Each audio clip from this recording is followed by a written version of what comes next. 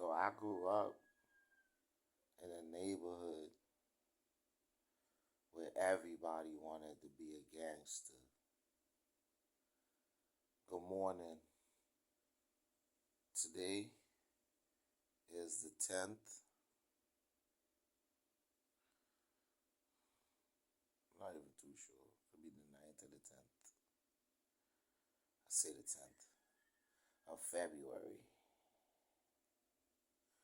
And I'm just sitting here reminiscing about my life. And I'm like, I grew up where everybody wanted to kill somebody. I'm like, whoa. Let's talk about precautionary steps. You know the definition of precautionary steps? Precautionary steps involve staying alive. Every step you take in Brooklyn can either lead to your death or lead you from walking away from your death. So there's only two options. That's precautionary steps. What option did you take? What about the guys that died? What option did they take? Were they walking away or were they walking into the troubled zone? You can get up today minding your business and later on you in jail for the rest of your life. That's what gangsters really about. You can just terminate your ability of freedom so swiftly, and after you committed to whatever act you committed to, which obviously is an offensive act because you're actually either on the run or you might get arrested for it. Is that a life a man would want to live? Is that the life you would actually want to teach your kids? So if you're a gangster, would you teach your son how to be a gangster or your daughter? To be a gangster is not as simple as you would want to think it is. Most gangsters has rivalry that is willing to run up in their house and destroy everything in the house physically with projectiles, with rounds. So that's another part you'll have to consider. You'll have to actually consider who you will be around from who you will not be around. Sometimes the people you're around you or you around, they're innocent. They could die simply because you're a gangster and they know not of your troubles. And the minute you walked into their zone, the trouble came to their zone. Now they're part of it involuntarily. How they are? By people shooting at you. Gangsters shoot at each other. And while they're doing it, they're actually having fun doing it. So don't think the people that shooting at you is scared. They not scared. They not scared to have that weapon. They not scared to put them rounds in that clip. So how would they be scared to squeeze? The squeezing is the easiest thing.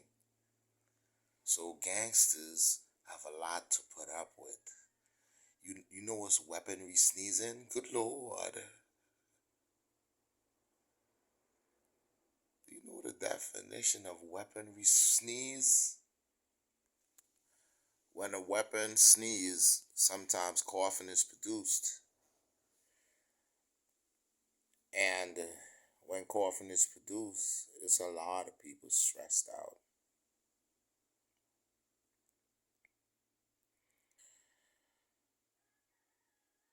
Would you teach your son to be on the run from the police? Pretty sure the answer is no. You wouldn't want that life. So why would you want to lead that life? Now that's the big question. That's the $100,000 question. Would you want to teach a young youth how to destroy his life? So no, you don't want that for him. I'm pretty sure. Even if you're a gangster and you're mentally deranged in the reality world, and you're a sociopath, some of you are psychopaths, You still don't want that for your family members or your son or your child. But when you're living that gangster life, you're an example to these individuals that you do not want to enter into your life. You don't want them in your life. You don't want them a part of the life you're living. So now that pain and agony you personally will be inflicting on other people's family, don't you think that your family know about your discrepancies in the streets and the violent reactions that you reacted with when it was time of intricate trouble? I'm pretty sure they're aware of it. So if you're leading a life actually and people see it as something good, it could possibly influence them or it could possibly make them be in total opposition to your life. Gangsters has a list of things to deal with. There's 1,000 things on that list that a gangster would have to deal with. And just one of those intricate patterns on that list, once he makes his blunder in that particular area, he can die right there or go to jail for the rest of his life or be on the run. So what's your option? What is your option? I personally think not that my opinion affect your lifestyle. Neither do I care if you're a gangster. And I'm pretty sure there's a lot of people in society do not care if you're a gangster.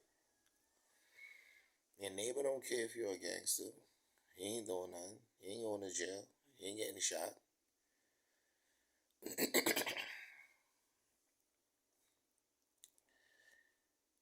Nobody cares if you're a gangster.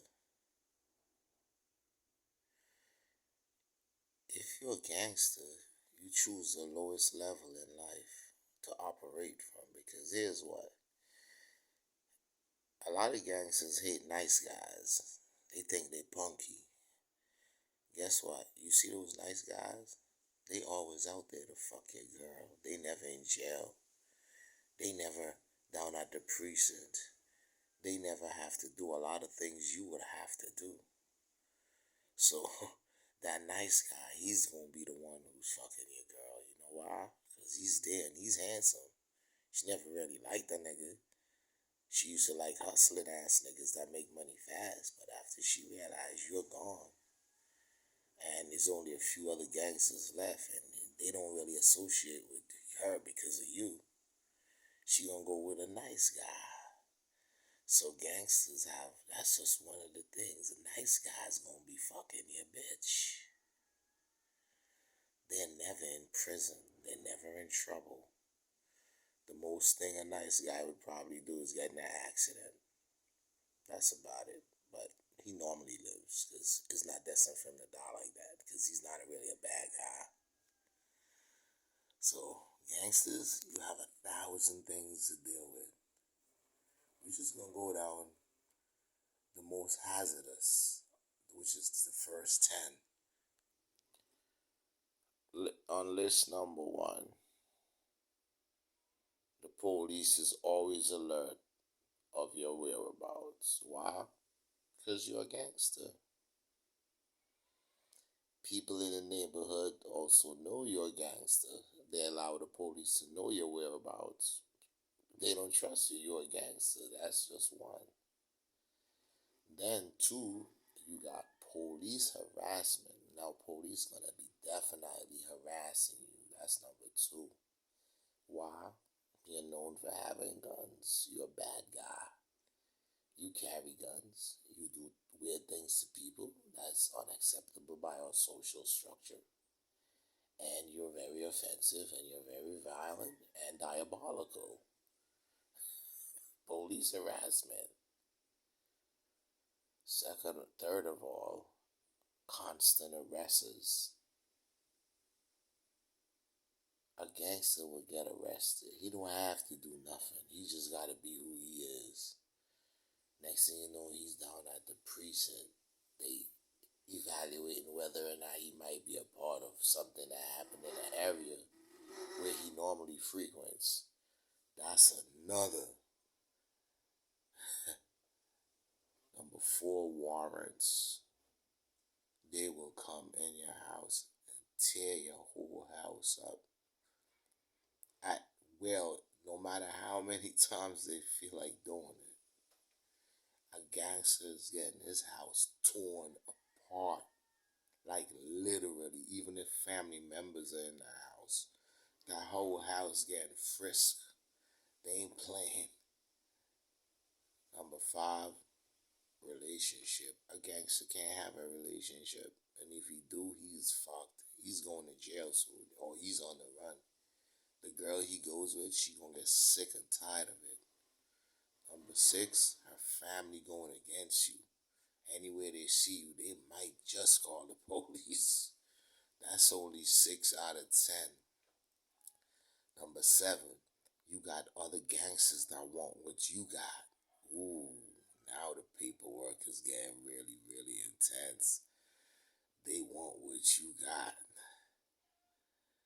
Number seven, they coming for you.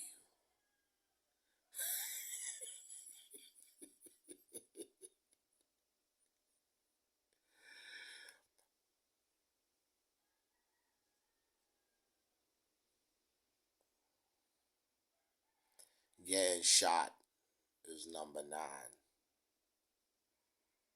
Getting killed is number 10. I could keep going on. Getting crippled is number 11.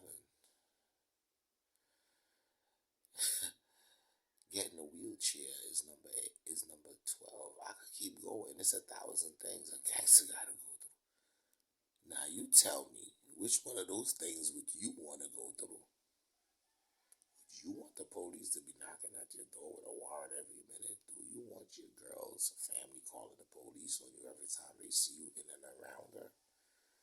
Would you want to be shot and robbed by another gangster? Think about all these things. You're a gangster, right? Now, if you're involved with gangsterism, there has your rivalry you'll have to deal with. Your rivalry don't mind coming in your house for you with your family there.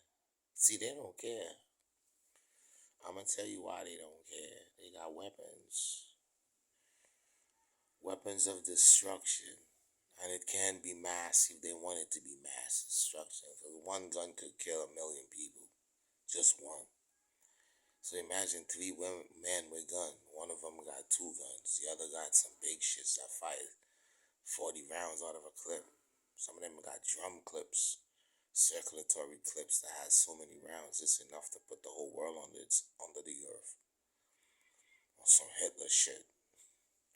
So, all you gangsters out there, good Lord.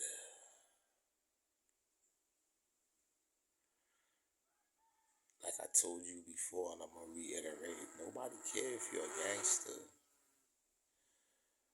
But if you're in that world, make sure to be fully coded and know exactly what you're doing. Because the playing field is vast.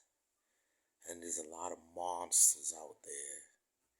And they will eat your meal in slow motion and laugh at the results. And that's factually speaking.